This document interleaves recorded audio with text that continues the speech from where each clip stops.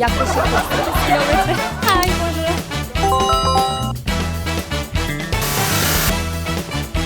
Hello.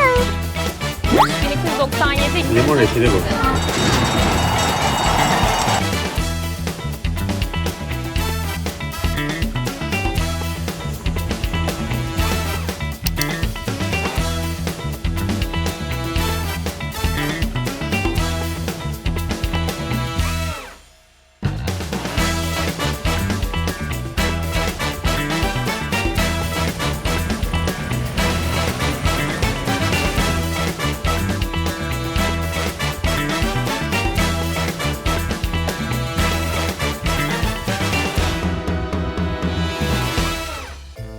Evet, ülke içinde ülke değerli arkadaşlarım. Sizleri Monaco'ya getirdim. Monaco Prensliği, Vatikan'dan sonra dünya üzerindeki en büyük mikro devlet, yani küçük devletlerden bir tanesi arkadaşlar. Nüfus yoğunluğu açısından da Macao'dan sonra en yoğun nüfusa sahip devlet olarak karşımıza çıkıyor.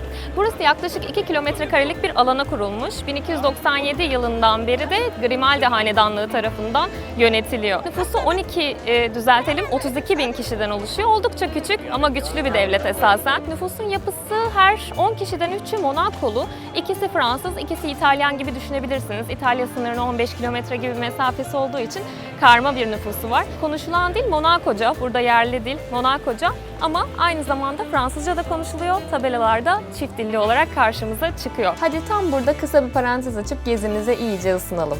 Monaco'nun adı Yunanca'dan geliyor. Tek anlamına gelen mono ve ev anlamına gelen oikos sözcüklerinden. Bayrağı kırmızı beyaz. 1339'dan beri hiç değişmemiş. Yani tam 686 yıldır aynı. Dünyanın en eski bayraklarından biri. İlginç bir not paylaşalım. Endonezya'nın bayrağıyla neredeyse aynı.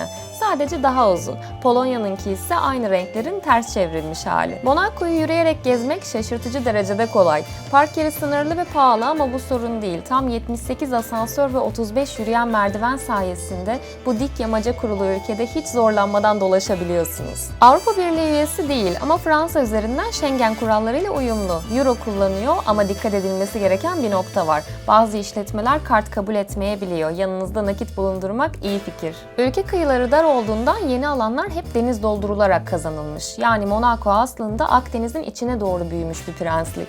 Peki bu küçük ülke nasıl bölünmüş? Hadi gelin hep birlikte bakalım. Toplam 9 semti var. Monacoville, Le Rocher yani tarihi kaya üzerindeki eski şehir ve prenslik sarayı burada yer alıyor. Monte Carlo 1861'de kumarhane çevresinde gelişen lüks bir bölge. La Condamine ise Port Hercule limanına ev sahipliği yaparken Formula 1'in start ve finish noktası. Fontville 1966'da deniz doldurularak inşa edilen modern bir semt.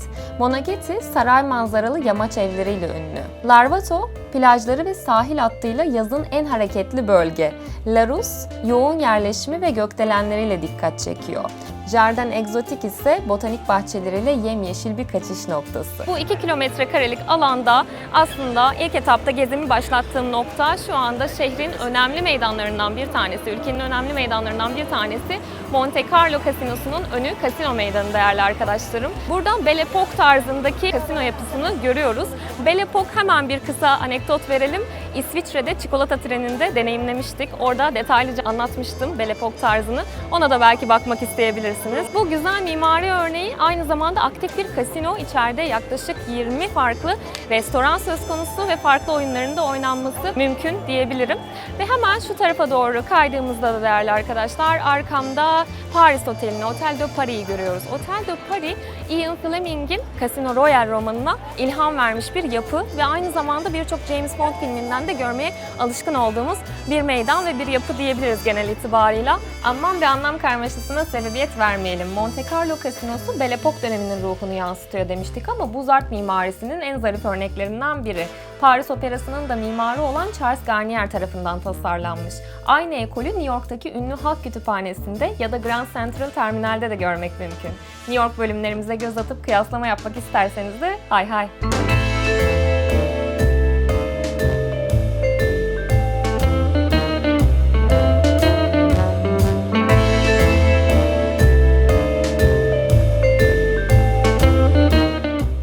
dersimizi burada burada noktalayalım ve pratik bilgilere geçelim. Ziyaret saatleri şöyle: 10 ile 13 arasında kültürel geziler yapılabiliyor. Rehberli ya da rehbersiz olarak kumarhane gezilebiliyor. Ziyaretçiler atriumda dolaşabiliyor ya da restoranlarda 14 yaş altı çocuklarıyla yemek yiyebiliyorlar. 14'ten sonra ise 18 yaş üzeri ziyaretçiler için oyun salonları ve barlar devreye giriyor. Standart giriş ücreti 20 euro. Öğleden sonra alınan biletlerde Casino Royale kampanyasıyla 10 euroluk slot makinesi, bar veya restoran kuponu da sunuluyor. Tabii kişi başı minimum 40 euro harcama şartıyla. Çip alırken yalnızca şansınızı denemek isterseniz düşük tutarlarda nakde ihtiyacınız olabilir. Görece yüksek tutarlarda ise kredi kartı kullanılabiliyor. Açık alanlar için herhangi bir kıyafet zorunluluğu yok ama saygılı giyim bekleniyor. Ancak oyun salonlarında şık giyinmek şart. Şort, yırtık kot, spor kıyafet, koşu ayakkabısı, erkeklerde parmak arası terlik ve kolsuz üstler uygun değil. Restoranlarda rezervasyonunuz varsa giriş ücretsiz ve unutmayın, oyun salonlarında check-in yapmak yasak. Ve şimdi kumarhane meydanından ayrılarak Monte Carlo'nun sokaklarından Monaco Prensliği'nin tarihine uzanan yolculuğumuzu La Roche'de, Monacoville semtindeki görkemli Prenslik Sarayı'ndan başlatalım.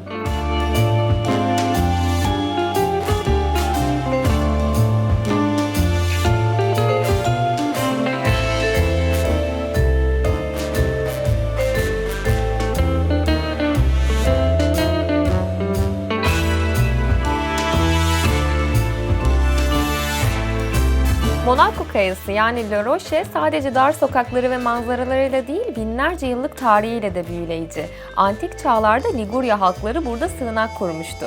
Fenikeliler Tanrı Melkart'a bir tapınak dikti. Yunanlar ise Herakles'in adına buraya Monoikos dedi. Hatta Roma döneminde limanı sayesinde önemli bir durak haline geldi ve Sezar bile buraya uğradı. Ama asıl hikaye 1215'te başlıyor. Akdeniz'de ticaretle zenginleşmiş, bugünkü İtalya'nın kuzeyinden çıkan güçlü denizci halk Cenevizliler buraya bir kale inşa ediyor. 1297'de ise Cenevizli bir soylu olan Francesco Grimaldi keşiş kılığına girerek kaleye sızıyor ve Monaco'nun kaderini sonsuza dek değiştiriyor. O günden beri kısa kesintiler dışında bölge Grimaldi ailesinin yönetiminde. Bugün karşımıza çıkan ihtişamlı Prenslik Sarayı yani Palais Princier işte bu kalenin üzerine inşa edildi. 1215'te savunma amacıyla yapılan kale 16. yüzyılda İtalyan Rönesansı etkisiyle bir prenslik ikametgahına dönüştü. 20. yüzyılda burada Prens 3. Renier ve Hollywood yıldızı Grace Kelly yaşadı. Bugün ise oğulları Prens 2. Albert sarayda hayatını sürdürüyor. Saray yaşayan bir hanedan evi olduğu için sadece yılın belli aylarında ziyarete açılıyor.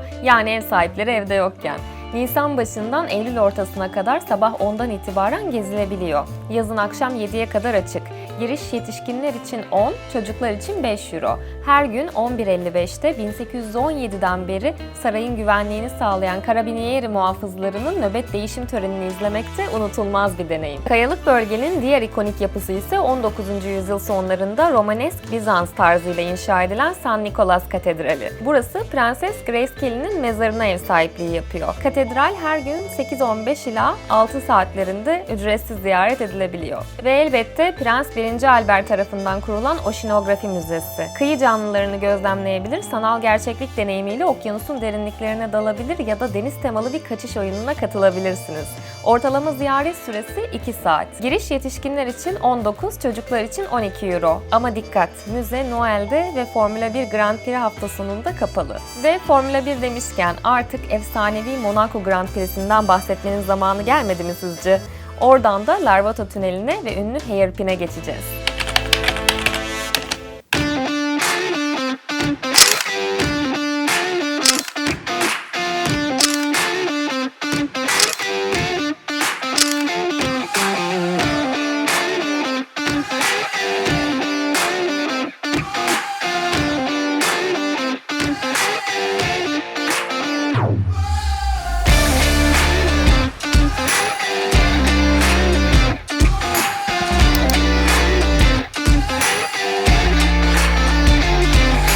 Ve değerli dostlar, Monaco'ya gelip de Formula 1 yarışlarından bahsetmemek imkansız. 20 sürücü, 10 takım, dünyanın en teknolojik, en heyecanlı, en prestijli motor sporları yarışları olan Formula 1 yarışlarının gözdesi, kırmızı halısı Monaco Grand Prix'si arkadaşlar. Monaco sokaklarında, Circuit Monaco'da, Monte Carlo, La Condamine, Port Hercule gibi aslında birçok bölgede gerçekleşen bu yarışlar son derece prestijli ve kıymetli.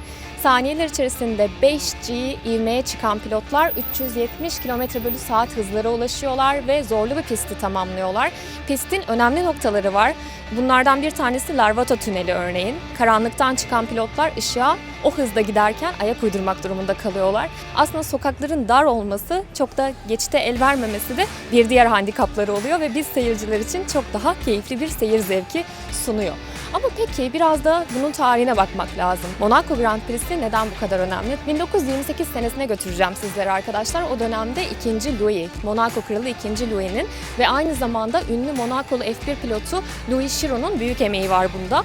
Çünkü 1928 senesinde burada Monte Carlo rallisi düzenleniyor ama Monte Carlo'da değil. Dünyada daha prestijli bir yer sahibi olmak için kendi Grand Prix'lerini yapmaya karar veriyorlar. Louis Chiron bizim şehrimiz, bizim ülkemiz bunun için biçilmiş kaftandır diyor ve böylelikle ilk Monaco Grand Prix'si 1929 yılında gerçekleşiyor ama Louis Chiron buna katılamıyor. Zira aynı tarihlerde Indianapolis 500 yarışları var.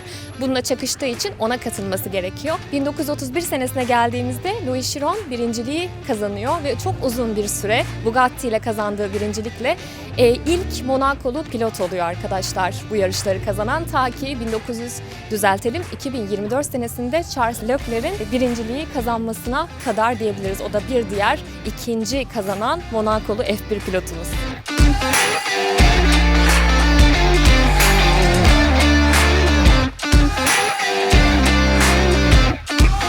Monaco sokakları oldukça zorlu bir pist sunuyor. Öyle ki Nelson Piquet ev içerisinde, salon içerisinde araba sürmek gibi diyor Monaco GP'nin zorluğunu tarif ederken. Bunlardan bir tanesi Fairmont virajı değerli arkadaşlar. Öyle ki Star Wars'un yönetmeni George Lucas vakti zamanında buraya gelip oldukça da yüksek bir tutara değil, yakındaki bir otelde kalarak yani Fairmont Oteli'nde kalarak yaklaşık 48 kilometre. Hi, bonjour.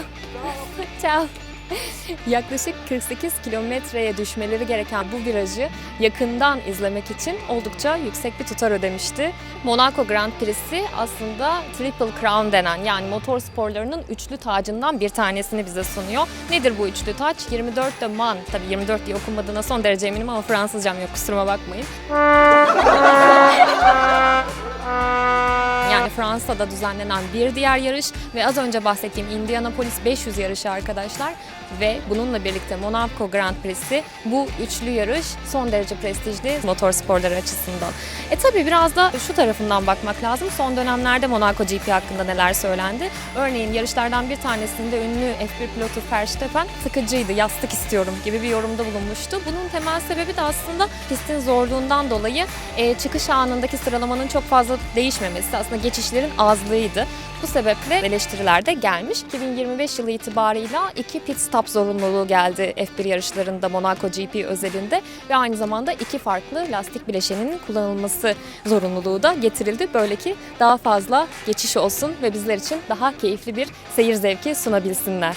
Şu anekdotu da paylaşmadan geçmek istemiyorum. 2026 yılı itibariyle artık yarışlar Haziran başında düzenlenecek Monaco GP'de ve böylelikle Indianapolis 500 yarışlarıyla çakışmıyor olacak. F1 pilotlarının 78 tur attığı, McLaren'in en çok kazanan olduğu Monaco Grand Prix'sini keşfetmek için bir sonraki noktaya, bir sonraki durağımıza doğru yola çıkalım hep birlikte.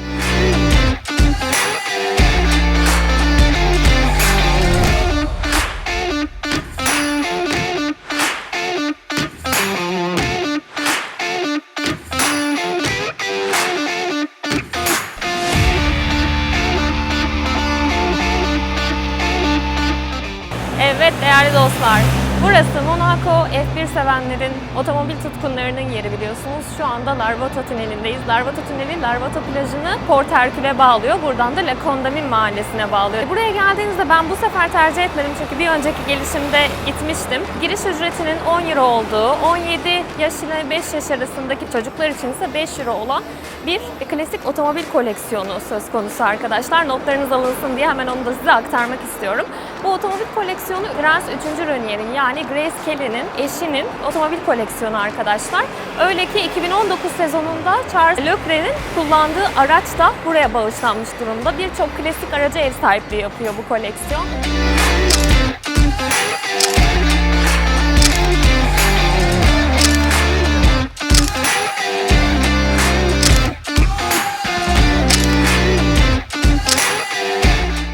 1893 yılında Prens 3. Renier 40 yılı aşkın sürede topladığı klasik otomobilleri halkla buluşturarak Fonville'de sergilemeye başlamıştı. 2022'de ise koleksiyon şu anki yerine Monaco Grand Prix pistine çok yakın konumlanan Port Hercule'e taşındı.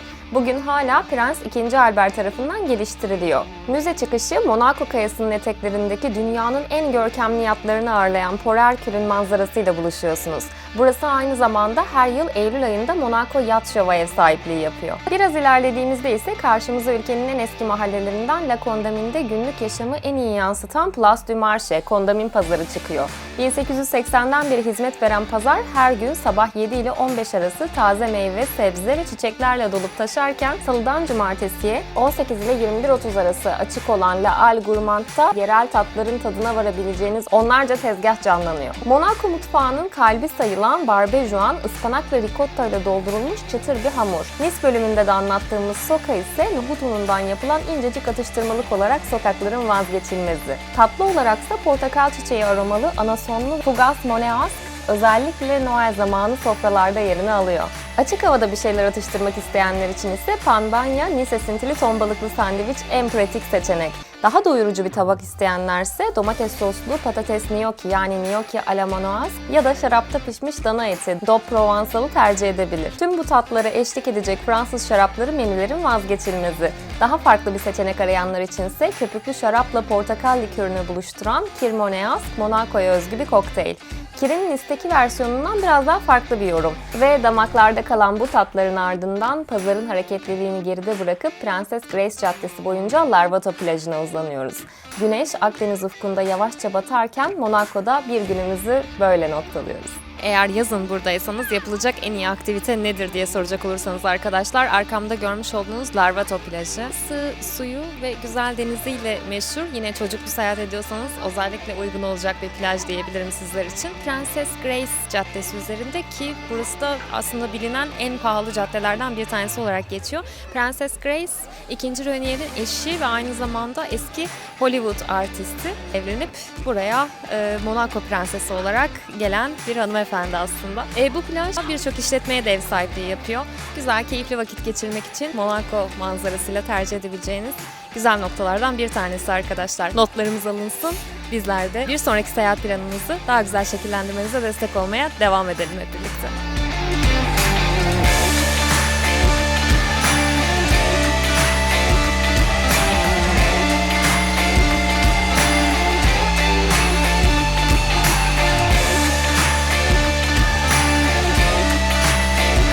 Voie C, éloignez-vous du bord du quai.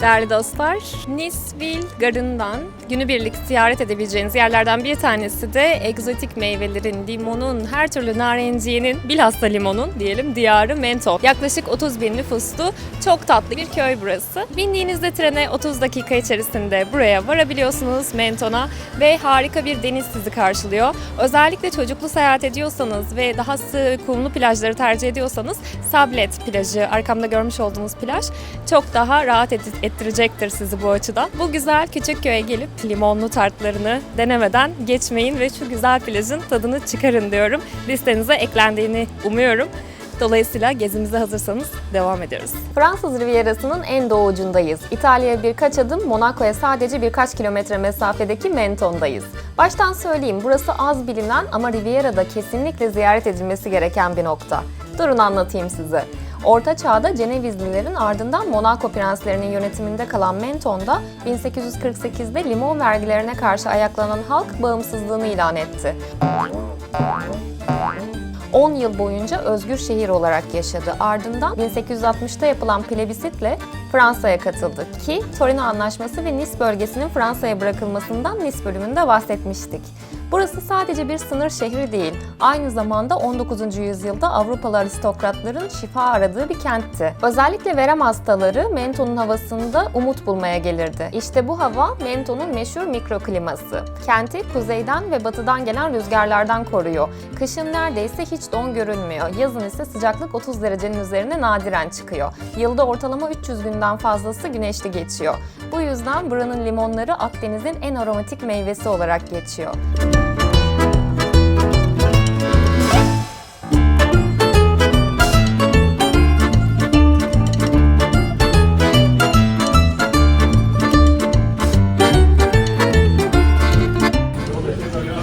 Limon likörleri.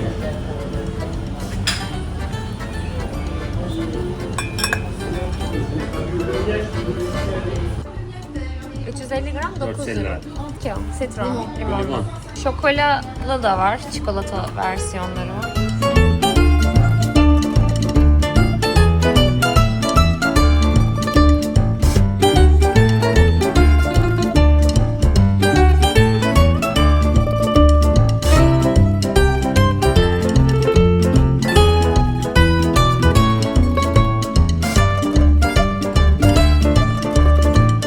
Her Şubat ayında düzenlenen Fête du Citron yani Limon Festivali şehri kocaman narenciye heykelleriyle bir masal diyarına dönüştürüyor. Bu festival öyle ünlü ki Kraliçe Victoria'dan modern turistlere kadar herkesi buraya çekmiş. Temmuz sonundan Ağustos ortasına kadar ise müzik festivaline ev sahipliği yapıyor. Ama Menton sadece festivallerden ibaret de değil. Eskişehir, Vieux Menton'da sarı, pembe, turuncu evlerin sıralandığı dik sokaklarda yürürken her adımda bir kartpostal karesine giriyorsunuz. Dar sokaklar sizi mutlaka barok mimarinin güzel örneklerinden Menton silüetinin ikonik yapısı Basilique Saint-Michel'e çıkarıyor.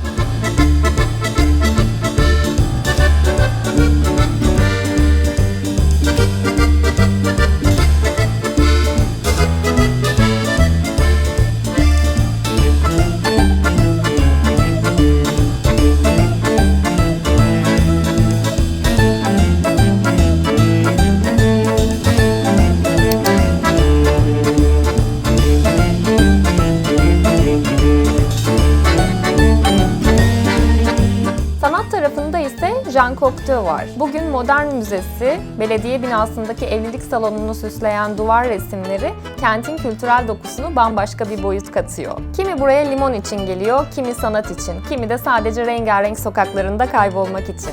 Ama Menton'da ortak olan bir şey var. Her şey biraz daha yavaş, biraz daha tatlı.